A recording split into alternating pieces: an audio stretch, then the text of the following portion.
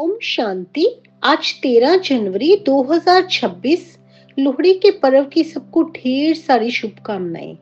बाबा कहते आप यात्राओं पर जाते थे, वो भी एक त्योहार समझते थे ना। अब याद की यात्रा एक त्योहार है। आपने याद की यात्रा पर रहना है। मन मना भव, मना मन ही मन एक बाप को याद करना है और उसी याद में हमने रहना है और अपनी चेकिंग खुद करनी है। मैं कहाँ तक याद में रह रहा हूँ। बाबा ने आज अलर्ट किया है कि कभी भी आपने मुरली मिस नहीं करनी है। हर आज्ञा का पालन करना है, रिगार्ड रखना है। हम ही बुला रहे थे ना, हे पतित पावन आओ हमें पावन बनाओ। अब बाप आए हैं, बाबा ने खुद अपना परिचय हमें दिया है, हमें ब्राह्मण बनाया है, तो हमें अभी मूंझना नहीं है। कहीं पर भी हमें मूंझना नहीं है। परवाह थी पार ब्रह्म में रहने वाले की, अभी वो मिल गया तो फिर और क्या चाहिए। उसको ही ढूंढ रहे थे ना, उन्हीं को बुला रहे थे, अभी बाबा आए हैं तो फिर अभी और क्या चाहिए। कहीं पर भी मूंझना नहीं है। इसलिए अपने ऊपर विशेष ध्यान देना है। क्या मैं श्रीमत का पालन कर रहा हूँ? क्या मैं मुरली रोज सुनता हूँ? कभी मुरली मिस तो नहीं करता। इसलिए अपना चार्ट रखना है। बाबा कहते अपना चार्ट खुद रखो, अपनी जांच करो कि आप कहाँ तक पुरुषार्थ में आगे अपने को बढ़ा रहे हैं। पुरुषार्थ में कभी ढीले तो नहीं होते, क्योंकि माया तो आएगी। माया तो आएगी। माया बहुत ही प्रबल है, जो तीनों रूपों की महिमा करते हुए भी तीनों रूपों को भुला देती है। कौन से तीन रूप? बाबा बाप भी है, टीचर भी है, सुप्रीम गुरु भी है। बाप भी है, टीचर भी है, सुप्रीम गुरु भी है। सुप्रीम गुरु और टीचर तो क्या, माया तो बाप को भी भुला देती है। हमारा जो बाप का रिश्ता है बाबा के साथ, उसको भी माया भुला देती है। इसलिए अपने ऊपर विशेष अटेंशन देना है। मैं कहाँ तक श्रीमत का पालन कर रहा हूँ? कहीं मैं मूंझता तो नहीं हूँ? बाबा कहते सर पर रहम करना है। बाबा कहते आपने सर पर रहम करने वाले बनना है, तो अपने ऊपर ध्यान देना है। आज की साकार मुरली के मधुर महावाक्यों में बाबा कहते मीठे बच्चे, बाप की श्रीमत का रिगार्ड रखना मना, मुरली कभी भी मिस नहीं करना, हर आज्ञा का पालन करना। प्रश्न है आज की मुरली से, अगर तुम बच्चों से कोई पूछे राजी खुशी हो, तो तुम्हें कौन सा जवाब फलक से देना चाहिए? उत्तर है बोलो, परवाह थी पार ब्रह्म में रहने वाले की, वे मिल गया बाकी क्या चाहिए। परवाह थी पार ब्रह्म में रहने वाले की, वह मिल गया बाकी क्या चाहिए। पाना था सो पा लिया, अब और क्या बाकी रहा। तुम ईश्वरीय बच्चों को किसी बात की परवाह नहीं। तुम्हें बाप ने अपना बनाया, तुम्हारे पर ताज रखा, फिर परवाह किस बात की। ओम शांति। ओम शांति। बाबा बाप समझाते हैं बच्चों की बुद्धि में जरूर होगा कि बाबा बाप भी है, टीचर भी है, सुप्रीम गुरु भी है। इसी याद में जरूर होंगे। ये याद कभी कोई सिखला नहीं सकते। बाप ही कल्प कल्प आकर सिखलाते हैं। वे ज्ञान का सागर पतित पावन भी है, वे बाप भी है, टीचर भी है, गुरु भी है। ये अब समझा जाता है जबकि ज्ञान का तीसरा नेत्र मिला है। बच्चे भल समझते तो होंगे, परंतु बाप को ही भूल जाते हैं, तो टीचर गुरु फिर कैसे याद आएगा। माया बहुत ही प्रबल है, जो तीन रूप में महिमा होते हुए भी तीनों को भुला देती है। इतनी सर्वशक्तिवान है। बच्चे भी लिखते हैं बाबा हम भूल जाते हैं। माया ऐसी प्रबल है, ड्रामा अनुसार है बहुत सहज। बच्चे समझते हैं ऐसा कभी कोई हो नहीं सकता, वही बाप टीचर सतगुरु है। सच सच, इसमें गपोड़े आदि की तो कोई बात ही नहीं। अंदर में समझना चाहिए ना, परंतु माया भुला देती है। कहते हैं हम हार खा लेते हैं, तो कदम कदम में पदम कैसे होंगे। जब अगर मूंझ जाएंगे तो बाबा कहते कदम कदम में पदम कैसे होंगे। देवताओं को ही पदम की निशानी देते हैं, सबको तो नहीं दे सकते। ईश्वर की ये पढ़ाई है, मनुष्य के नहीं। ये ईश्वर की पढ़ाई है, मनुष्य की नहीं। मनुष्य की ये पढ़ाई कभी हो ही नहीं सकती। भल देवताओं की महिमा की जाती है, परंतु फिर भी ऊंचते ऊंच एक बाप है। बाकी फिर उनकी महिमा क्या है, आज गदाई कल राजाई। अभी तुम पुरुषार्थ कर रहे हो ऐसा, लक्ष्मी नारायण बनने का ना, जानते हो इस पुरुषार्थ में बहुत फेल होते हैं। पढ़ते फिर भी इतने हैं जितने कल्प पहले पास हुए थे। वास्तव में ज्ञान है भी बहुत सहज, परंतु माया भुला देती है। वास्तव में ये ज्ञान है भी बहुत सहज, परंतु माया भुला देती है। बाप कहते हैं अपना चार्ट लिखो, परंतु लिख नहीं पाते हैं। कहाँ तक बैठ लिखें? अगर लिखते भी हैं तो जांच करते हैं 2 घंटा याद में रहे, जांच करते हैं क्या 2 घंटा भी याद में रहे। फिर वह भी उनको मालूम पड़ता है जो बाप की श्रीमत को अमल में लाते हैं। ये भी वही चेक करते हैं ना अपना, जो बाप की श्रीमत को अमल में लाते हैं। बाप तो समझेंगे इन बेचारों को लज्जा आती होगी, नहीं तो श्रीमत अमल में लानी चाहिए। बाप समझते हैं इन बेचारों को लज्जा आती होगी, नहीं तो श्रीमत को तो अमल में लाना चाहिए ना, परंतु 2% मुश्किल चार्ट लिखते हैं। परंतु बाबा आज कह रहे हैं कि 2% ही मुश्किल से चार्ट लिखते हैं। तकदीर में ही नहीं है, तदबीर तो बाप कराते ही है ना। तदबीर कराने वाला एक बाप ही है, रास्ता बताने वाला तो एक बाप ही है। अब आपकी तकदीर में नहीं है तो बाबा कहते फिर मैं भी क्या कर सकता हूँ। इसमें कोई की पास खातरी भी नहीं हो सकती है, ना स्पेशल पढ़ाई है। उस पढ़ाई में स्पेशल पढ़ने के लिए टीचर को बुलाते हैं, ये तो तकदीर बनाने के लिए सबको पढ़ाते हैं। एक एक को अलग कहाँ तक पढ़ाएंगे, कितने ढेर बच्चे हैं। उस पढ़ाई में कोई बड़े आदमी के बच्चे होते हैं तो उन्हों को स्पेशल पढ़ाते हैं। टीचर जानते हैं कि ये डल है, इसलिए इनको स्कॉलरशिप लायक बनाते हैं। ये बाप ऐसे नहीं करते। माना जब लौकिक पढ़ाई में अगर कोई बच्चा कमजोर होता है तो उसको एक्स्ट्रा क्लासेस के लिए आगे पुरुषार्थ कराया जाता है ना, तो बाबा कहते यहाँ पे ऐसा नहीं होता। ये तो एक रस सबको पढ़ाते हैं, बाबा तो एक रस सबको पढ़ाते हैं। वह हुआ टीचर का एक्स्ट्रा पुरुषार्थ कराना। ये तो एक्स्ट्रा पुरुषार्थ किसको अलग से कराते नहीं। एक्स्ट्रा पुरुषार्थ माना ही मास्टर कुछ कृपा करे। ऐसे तो भले पैसे लेते हैं, खास टाइम दे पढ़ाते हैं, जिससे वे जास्ती पढ़कर होशियार होते हैं। यहाँ तो जास्ती कुछ पढ़ने की बात है ही नहीं, इनकी तो बात ही नहीं है। एक ही महामंत्र देते हैं, मन मना भव। एक ही महामंत्र है, मन मना भव। मना मन ही मन एक बाप को याद करना है। मन ही मन मुझे याद करो तो पावन बन जाएंगे। याद से क्या होता है ये तो समझते हो, बाप ही पतित पावन है, जानते हो उनको याद करने से ही पावन बनेंगे। मन मना भव, बाबा कहते हैं ना, मन ही मन मुझ एक को याद करो तो याद करने से ही पावन बनेंगे। अब तुम बच्चों को ज्ञान है, जितना याद करेंगे उतना पावन बनेंगे, कम याद करेंगे तो कम पावन बनेंगे। ये तुम बच्चों के पुरुषार्थ पर है, सारा मदार ही तो पुरुषार्थ पर है, पढ़ाई पर है। हम कितना समय पुरुषार्थ में लगाते हैं, कितना हम अपने श्रीमत का पालन करते हैं, बाबा की श्रीमत का कितना आगे पुरुषार्थ करते हैं, ये सारा मदार ही पढ़ाई पर है। बेहद के बाप को याद करने से हमको ये बनना है, बेहद के बाप को याद करने से हमको ये मना लक्ष्मी नारायण जैसा बनना है। उन्हों की महिमा तो हर एक जानते हैं, कहते भी हैं आप पुण्य आत्मा हो, हम पाप आत्मा है। ढेर मंदिर बने हुए हैं, वहां सब क्या करने जाते हैं? दर्शन से फायदा तो कुछ भी नहीं है। एक दो को देख चले जाते हैं, बस दर्शन करने जाते हैं। फलाना यात्रा पर जाता है, हम भी जावें, इससे क्या होगा? कुछ भी नहीं। तुम बच्चों ने भी यात्राएं की है, जैसे और त्योहार मनाते हैं वैसे यात्रा भी एक त्योहार समझते हैं ना। यात्राओं पर जाते हैं तो उसको भी एक त्योहार समझते हैं। अभी तुम याद की यात्रा भी एक त्योहार समझते हो। अभी बाबा कहते हैं तुम याद की यात्रा पर जाते हो, इसको भी एक त्योहार समझते हो।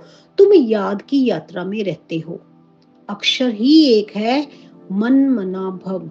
अक्षर ही एक है, मन मना भव। ये तुम्हारी यात्रा अनादि है। वह भी कहते हैं हम यात्रा, वह यात्रा हम अनादि करते आए हैं। वह भी कहते हैं वह ये यात्रा हम अनादि करते ही आए हैं, परंतु तुम अभी ज्ञान सहित कहते हो हम कल्प कल्प ये यात्रा करते हैं। बाप ही आकर ये यात्रा सिखलाते हैं। वे चारों धाम जन्म बाय जन्म यात्रा करते हैं। ये तो बेहद का बाप कहते हैं। मुझे याद करो तो तुम पावन बन जाएंगे। ये तो बेहद का बाप कहते हैं, मुझे याद करो तो तुम पावन बन जाएंगे। ऐसे तो और कोई कभी नहीं कहते कि यात्रा से तुम पावन बनेंगे। मनुष्य यात्रा पर जाते हैं तो वे उस समय पावन रहते हैं। आजकल तो वहां भी गंद लगा पड़ा है, पावन नहीं रहते।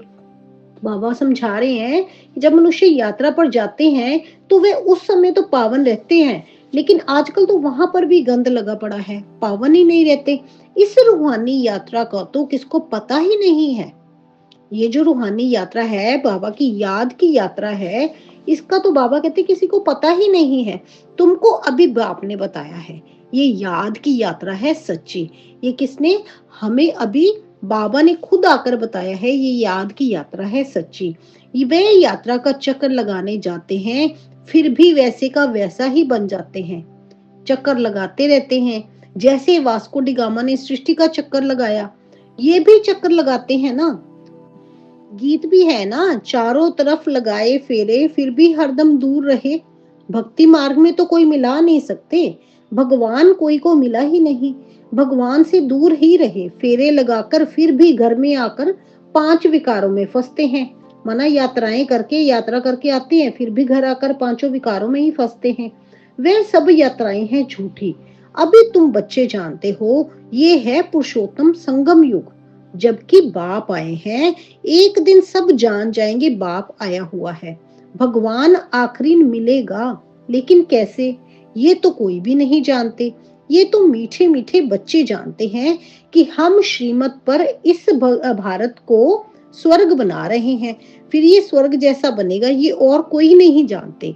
ये बाबा ने हम ब्राह्मण बच्चों को ही श्रीमत दी है। भारत का ही तुम नाम लेंगे। उस समय और कोई धर्म होता नहीं, सारी विश्व पवित्र बन जाती है। अभी तो ढेर धर्म है। बाप आकर तुमको सारी झाड़ का नॉलेज सुनाते हैं, तुमको स्मृति दिलाते हैं। तुम सो देवता थे, फिर सो क्षत्रिय, सो वैश्य, सो शूद्र बने। तुम सो देवता थे, फिर क्षत्रिय, फिर वैश्य, फिर शूद्र बने। अभी तुम सो ब्राह्मण बने हो, अभी शूद्र से ब्राह्मण बने हो। ये हम सो का अर्थ बाप कितना सहज समझाते हैं। ओम अर्थात मैं आत्मा, फिर हम आत्मा कैसे चक्कर लगाती है। वे तो कह देते हैं हम आत्मा सो परमात्मा, परमात्मा सो हम आत्मा। एक भी नहीं जिसको हम सो का अर्थ यथार्थ मालूम हो। तो बाप कहते हैं ये जो मंत्र है, ये हरदम याद रखना चाहिए। चक्र बुद्धि में नहीं होगा तो चक्रवर्ती राजा कैसे बनेंगे। अभी हम आत्मा ब्राह्मण हैं, फिर हम सो देवता बनेंगे। हम ही आत्मा ब्राह्मण है, फिर हम आगे देवता बनेंगे। ये तुम कोई से भी जाकर पूछो, कोई नहीं बताएंगे। वे तो 84 का अर्थ भी नहीं समझते। भारत का उत्थान और पतन गाया हुआ है, ये ठीक है। सतो प्रधान, फिर सतो रजो तमो, सूर्यवंशी, चंद्रवंशी, वैश्यवंशी। अभी तुम बच्चों को सब मालूम पड़ गया है, क्योंकि बाबा ने आकर पूरा सृष्टि चक्र का पूरा ज्ञान हमें दिया है। तो बाबा कहते अभी तुम बच्चों को सब मालूम पड़ गया है। बीज रूप बाप को ही ज्ञान का सागर कहा जाता है। वे इस चक्र में नहीं आते हैं। ऐसे नहीं हम जीव आत्मा सो परमात्मा बन जाते हैं। बाबा कहते ऐसे नहीं है कि आप जीव आत्मा सो परमात्मा बन जाते हैं, नहीं। बाप आप समान नॉलेजफुल बनाते हैं। बाप आप समान, अपने समान ही नॉलेजफुल बनाते हैं। जैसे लौकिक में कोई बाप होता है ना, वो कहता मेरा बच्चा भी मेरे जैसा बने। ऐसे ही बाबा, हमारा परम पिता परमात्मा शिव बाबा, वो हमें भी अपने जैसा बना रहे हैं, क्योंकि हमारे में दैवी गुणों की धारणा करवा रहे हैं। सारी श्रीमत जो है बाबा की, वो सभी विकारों को खत्म करवा रहे हैं। उसके अनुसार अगर हम चलते हैं तो हम बाबा जैसा बन जाते हैं। बाबा के बच्चे हम बाबा जैसा आप समान बनाते हैं। बाबा हमें बाप आप समान नॉलेजफुल बनाते हैं। आप समान गॉड नहीं बनाते, आप समान गॉड नहीं बनाते। इन बातों को बहुत अच्छी रीति समझना है, तब बुद्धि में चक्र चल सकता है। जिसका नाम स्वदर्शन चक्र रखा है, जिसका नाम ही स्वदर्शन चक्र रखा है।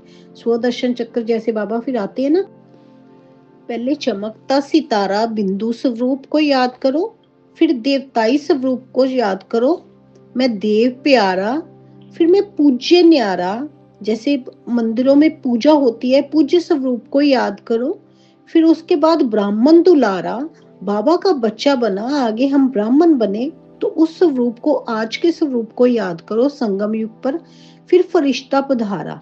आगे जैसे हम ब्राह्मण से आगे कर्मातीत अवस्था को पाएंगे, फिर हम आगे फरिश्ते बन जाएंगे। चमकता सितारा, देव प्यारा, पूज्य न्यारा, ब्राह्मण दुलारा, फिर फरिश्ता पधारा। ये स्वदर्शन चक्र बाबा ने हमें फिर आया है। तुम बुद्धि से समझ सकते हो हम कैसे इस 84 के चक्र में आते हैं। इसमें सब आ जाता है, समय भी आता है, वर्ण भी आ जाते हैं, वंशावली भी आ जाती है। जैसे बाबा ने पूरा क्लियर किया है, ये चक्र 84 का चक्र है, कोई 84 लाख योनियां नहीं है, 84 जन्म हम लेते हैं। मिनिमम बाबा ने क्लियर किया है ना, मिनिमम कम से कम जो है वो 1 जन्म है, और मैक्सिमम ज्यादा से ज्यादा जो जन्म है वो 84 जन्म है। जो पूरे 84 जन्म लेंगे वो सतयुग में श्री कृष्ण जो पहले प्रिंस है उनके साथ आएंगे।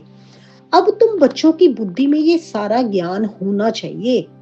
नॉलेज से ही ऊंच पद मिलता है, नॉलेज होगी तो औरों को भी देंगे। यहाँ तुमसे कोई पेपर आदि नहीं भराए जाते हैं।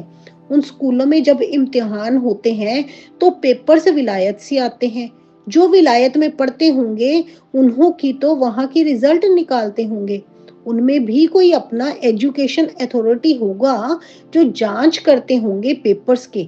तुम्हारे पेपर्स की जांच कौन करेंगे? बाबा कह रहे हैं तुम्हारे पेपर्स की जांच कौन करेंगे? तुम खुद ही करेंगे। खुद को जो चाहो सो बनाओ, पुरुषार्थ से जो चाहे सो पद बाप से ले लो। प्रदर्शनी आदि में बच्चे पूछते हैं ना, क्या बनेंगे? देवता बनेंगे, बैरिस्टर बनेंगे, क्या बनेंगे? जितना बाप को याद करेंगे, सर्विस करेंगे, उतना फल मिलेगा। जो अच्छी रीति बाप को याद करते हैं वे समझते हैं हमको सर्विस भी करनी है, प्रजा बनानी है ना। ये राजधानी स्थापन हो रही है तो उसमें सब चाहिए। वहां वजीर होते नहीं, वजीर की दरकार उनको रहती नहीं, क्योंकि जिसको अकल कम होता है वहां वजीर की दरकार होती है। तुमको वहां राय की दरकार ही नहीं रहती। बाबा के पास राय लेने आते हैं, स्थूल बातों की राय लेते हैं, पैसे क्या करें, धंधा कैसे करें। बाबा कहते हैं ये दुनियावी बातें बाप के पास नहीं लेके आओ।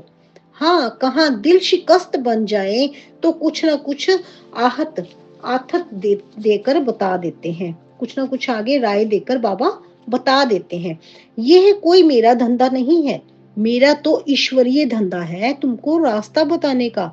तुम विश्व का मालिक कैसे बनो, तुमको मिली है श्रीमत, बाकी सब है आसुरी मत। सतयुग में कहेंगे श्रीमत, कलयुग में आसुरी मत। वह है ही सुखधाम। वहां ऐसे भी नहीं कहेंगे कि राजी खुशी हो, तबीयत ठीक है, वहां पे ऐसे नहीं पूछेंगे। ये अक्षर वहां होते ही नहीं, ये यहाँ पूछा जाता है। कोई तकलीफ तो नहीं है, राजी खुशी हो, इसमें भी बहुत बातें आ जाती हैं। वहां दुख है ही नहीं जो पूछा जाए। ये है ही दुख की दुनिया। वास्तव में तुमसे कोई पूछ नहीं सकता। भल माया गिराने वाली है तो भी बाप मिला है ना। तुम कहेंगे क्या तुम खुश खैराफत पूछते हो? हम ईश्वर के बच्चे हैं, हमसे क्या खुश खैराफत पूछते हो? परवाह थी पार ब्रह्म में रहने वाले बाप की, वह मिल गया, फिर किसकी परवाह? ये हमेशा याद करना चाहिए, हम किसके बच्चे हैं। ये भी बुद्धि में ज्ञान है कि जब हम पावन बन जाएंगे तो फिर लड़ाई शुरू हो जाएगी। तो जब भी तुमसे कोई पूछे कि तुम राजी खुशी हो तो बोलो हम तो सदैव खुश राजी हैं। बीमार भी हो तो भी बाप की याद में हो। तुम स्वर्ग से भी जास्ती यहाँ खुश राजी हो, जबकि स्वर्ग की बादशाही देने वाला बाप मिला है जो हमको इतना लायक बनाते हैं। तो हमको क्या परवाह रखी है? जो हमको इतना लायक बनाते हैं तो फिर हमको क्या परवाह रखी है? ईश्वर के बच्चों को क्या परवाह? ईश्वर के बच्चों को क्या परवाह? वहां देवताएं को भी परवाह नहीं रहती, वहां तो देवताओं को भी परवाह नहीं रहती। देवताओं के ऊपर तो है ईश्वर, तो ईश्वर के बच्चों को क्या परवाह हो सकती है? बाबा हमको पढ़ाते हैं। कितना नशा रहना चाहिए, कितनी खुशी में हरदम रहना चाहिए हमें कि हमें पढ़ाने वाला कौन है। बाबा खुद हमें पढ़ाते हैं। बाबा हमारा टीचर, सतगुरु है। बाबा हमारे ऊपर ताज रख रहे हैं। हम ताजधारी बन रहे हैं। तुम जानते हो हमको विश्व का ताज कैसे मिलता है? बाप नहीं ताज रखते, ये भी तुम जानते हो। सतयुग में बाप अपना ताज अपने बच्चों पर रखते हैं। सतयुग में बाप अपना ताज अपने बच्चों पर रखते हैं। अभी तो पवित्रता का ताज बाबा हमें दे रहे हैं ना, तो पवित्र बनेंगे तभी उस ताज को ग्रहण कर सकेंगे। बाबा कहते हैं सतयुग में बाप अपना ताज अपने बच्चों पर रखते हैं, जिसको अंग्रेजी में कहते हैं क्राउन प्रिंस। यहाँ जब तक बाप का ताज बच्चे को मिले, तब तक बच्चे को उत्कंठा रहेगी, कहाँ बाप मरे तो ताज हमारे सिर पर आवे। आश होगी प्रिंस से महाराजा बनो। यहाँ पर तो ऐसी आसुरी मत हो चुकी है बच्चों की कि उनको एक यही होता है कि बाप मरे तो उनका ताज हमारे सिर पर आवे, मना सारी उसकी प्रॉपर्टी का मालिक बने बच्चा। ऐसी आज के टाइम की कलयुग की ऐसी बच्चों में धारणा हो चुकी है। तो बाबा कहते हैं इन चीजों से बचना है, इस आसुरी मत से बचना है। वहां तो ऐसी बात होती नहीं। अपने समय का कायदे अनुसार बाप बच्चों को ताज देकर फिर किनारा कर लेते हैं। वहां वानप्रस्थ की चर्चा होती नहीं, बच्चों को महल आदि बनाकर देते हैं। आशाएं सब पूरी हो जाती हैं। तुम समझ सकते हो सतयुग में सुख ही सुख है। प्रैक्टिकल में सब सुख तब पाएंगे जब वहां जाएंगे। वह तो तुम ही जानो। स्वर्ग में क्या होगा? एक शरीर छोड़ फिर कहाँ जाएंगे? अभी तुम्हें प्रैक्टिकल में बाप पढ़ा रहे हैं। तुम जानते हो हम सच सच स्वर्ग में जा रहे हैं। अभी बाबा प्रैक्टिकल में हमें पढ़ा रहे हैं, तो बाबा कहते अब तुम जानते हो हम सच सच स्वर्ग में जा रहे हैं। वे तो कह देते हैं हम स्वर्ग में जाते हैं, पता भी नहीं स्वर्ग किसको कहा जाता है। कहने तो को तो कह देते हैं स्वर्ग में जाते हैं, जैसे कहते हैं ना कोई मरा तो कहते हैं स्वर्गवासी हुआ। तो अभी उनसे कभी पूछ के देखो क्या अभी तक वो नरक में था? अगर अब वो स्वर्गवासी हुआ, जबकि बाबा कहते किसको पता ही नहीं है स्वर्ग कहाँ है, कह देते हैं स्वर्गवासी हुआ, तो क्या अभी वो नरक में है? जब श्राद्ध आदि पे खिलाते हैं तो फिर उनको नरक का खाना बुलाकर क्यों खिलाते हो? बाबा ऐसा भी सवाल बीच में पूछते हैं मुरलियों में कि फिर उनको नरक में, अगर वो स्वर्गवासी हुआ, ये नरक है, तो उनको वहां यहाँ नरक में बुलाकर नरक का खाना क्यों खिलाते हो स्वर्गवासी को? ये बातों को कोई समझ नहीं सकता। ये सारी बातें बाबा ने हमें क्लियर की हैं। बाबा कहते हैं जन्म जन्मांतर ये अज्ञान की बातें सुनते आए, अभी बाप तुम्हें सत्य बातें सुनाते हैं। अच्छा, मीठे मीठे सिकी लदे बच्चों प्रति माता पिता बाप दादा का याद प्यार और गुड मॉर्निंग। रूहानी बाप की रूहानी बच्चों को नमस्ते।